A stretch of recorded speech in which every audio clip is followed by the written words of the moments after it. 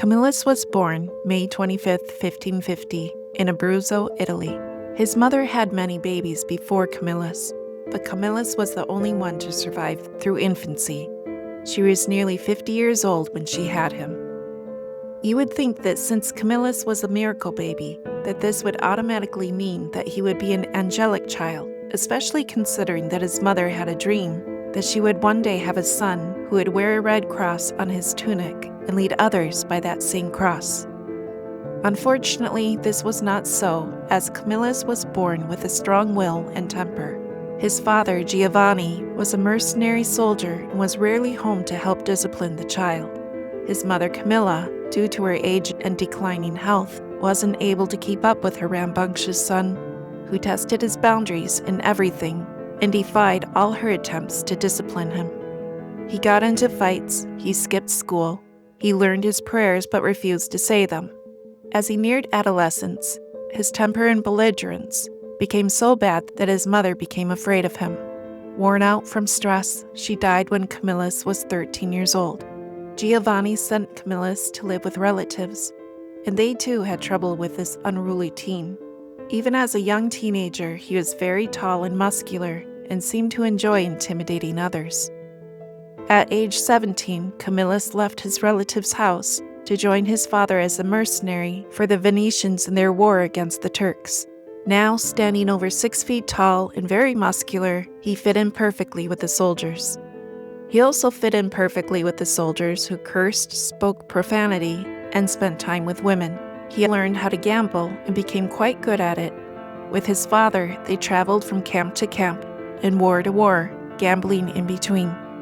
Then one day, while in between wars, Giovanni became violently sick. Sensing that death was near, Giovanni asked for a priest. He made a sincere confession, received Holy Communion for the last time, and then died.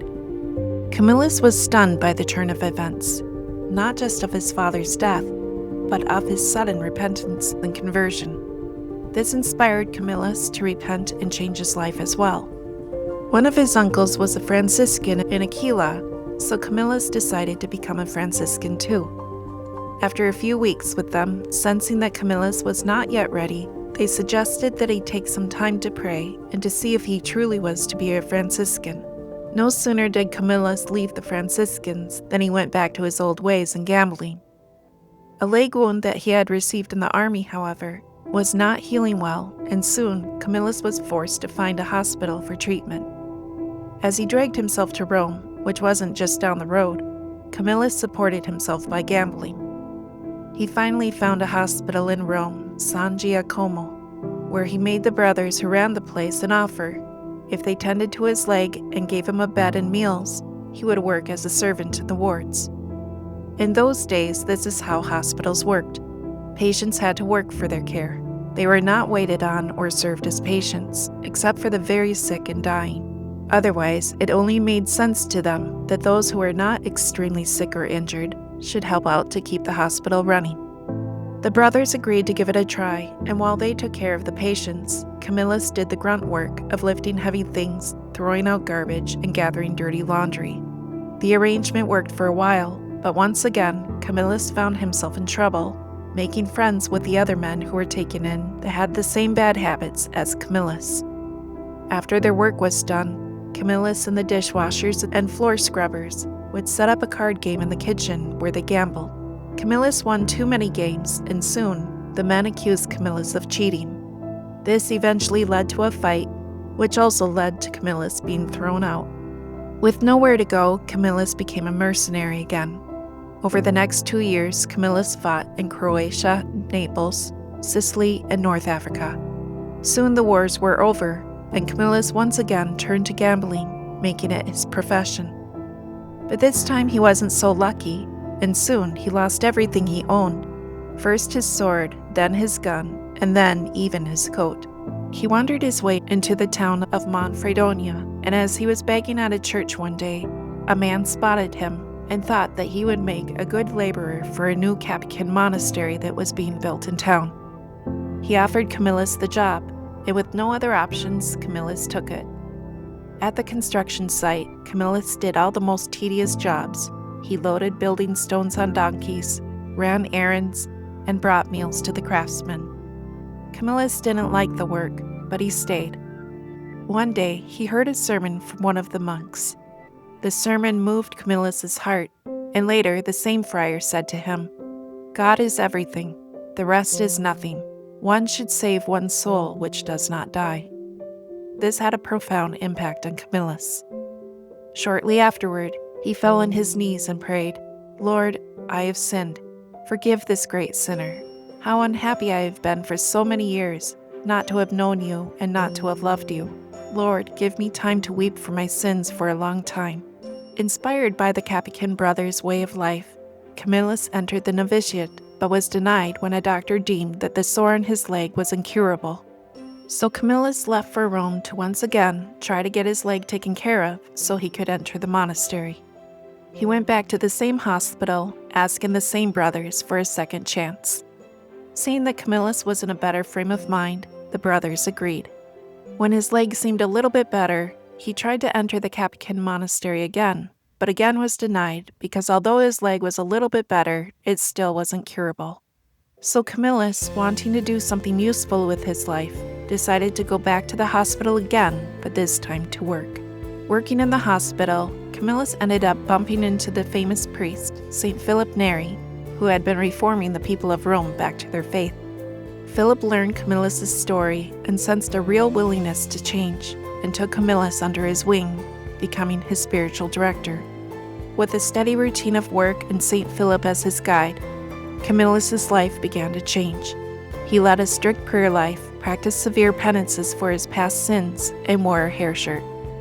His hard work and sincerity of spirit eventually rewarded him with the position of superintendent of the hospital. As superintendent, he monitored purchases, argued with tradesmen, and returned consignments of defective goods. He also began to notice the poor care the patients received from some of the staff at the hospital. This made him ponder how he would care for the sick if he had his own hospital, and soon he began to feel a calling to start a religious community for this very purpose. Upon the advice of St. Philip Neri, Camillus entered the seminary, and St. Philip arranged for a rich donor to care for Camillus' studies. Camillus was ordained a priest at the age of 34 on the Feast of the Pentecost, 1584. Against the advice of St. Philip, Camillus left the hospital to establish his own hospital. Philip didn't think this was a good idea, since he considered Camillus still very green in his conversion. But Camillus went anyway, and it proved to be the right decision. He opened a house near the Tiber River, taking in volunteers who were interested in helping. They soon became known as the Camillians. Camillus designed the habits similar to those he wore in the war because they were soldiers for Christ. He also added the Red Cross, which is still worn on the cassocks today, symbolizing charity and service, thus fulfilling the prophecy of his mother's dream. With these groups of men, Camillus taught them the basics of nursing care.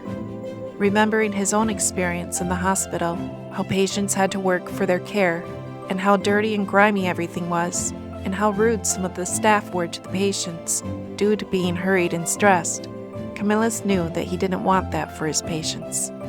He wanted to see his patients as Christ, and treat them how he would for Christ himself. He taught the men to focus on charity and cleanliness. No dirt or grime or dirty bedsheet were permitted. Each patient was given a comfortable bed with fresh sheets and pillows. Any mess that was made was promptly cleaned up. No patient was ever neglected in their care. In the other hospital, because the workers were always hurried and rushed to get to the next patient, this had led to neglect.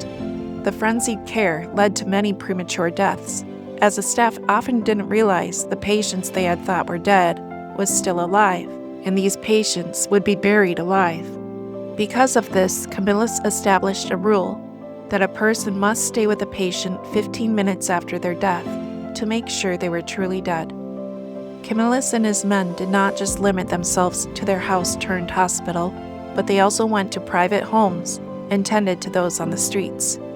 In 1586, Pope Sixtus recognized them as a real congregation, and Camillus changed the name to Servants of the Sick. Later, in 1591, the Pope also raised their status to that of an order. Camillus led his order much like he did when he was a mercenary in the war, But now, instead of going from war to war, he and his men traveled from city to city to serve the sick. Wherever there was a plague, Camillus and his men would go. He wasn't afraid to die and added a fourth rule to his order: to serve the sick, even with danger to one's own life. Much like the war, they would leave no man behind. During the Battle of Caniza in 1601, while the Camillians were attending to the wounded, the tent in which they were attending to the sick and storing their equipment and supplies was completely destroyed and burned to the ground. Everything was burned, except for the red cross on the habit of belonging to one of the Camillians who was ministering to the wounded on the battlefield. This miraculous event was recorded to manifest the divine approval of the Red Cross. Camillus's leg never healed, and it caused him a lot of pain, but he never let it slow him down. If he couldn't walk, which was often the case, he would simply drag himself along the ground in order to get to the work that needed to be done or serve someone who was sick. Camillus also had special gifts from God, such as prophecy and healing. In 1607, he resigned as superior general of his order, but continued to serve as vicar general. By that time, communities of the order had spread all throughout Italy and as far as Hungary. In 1613, he accompanied the new superior general on a tour of all the hospitals of the order in Italy when he suddenly fell ill. He died in Rome in 1614 at the age of 64. Along with St. John of God, St. Camillus is the patron of the sick, hospitals, doctors, and nurses. He is also the patron for those with gambling addictions.